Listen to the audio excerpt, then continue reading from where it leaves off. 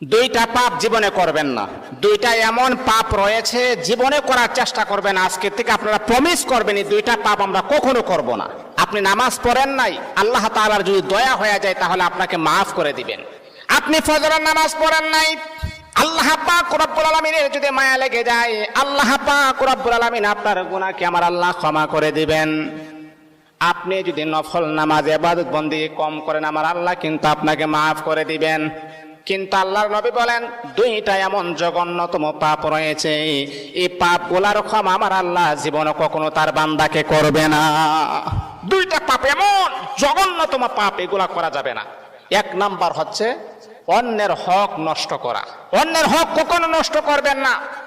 আজকে নিজের ভাই বোনের হক নষ্ট করে দেয়, অন্যের হক নষ্ট করা যাবে না। দুই নাম্বার হচ্ছে আল্লাহ পাক রব্বুল আলামিনের সাথে শিরিক করা। যদি কোনো বান্দা আল্লাহ পাকের সাথে শিরিক করেন, আমার আল্লাহ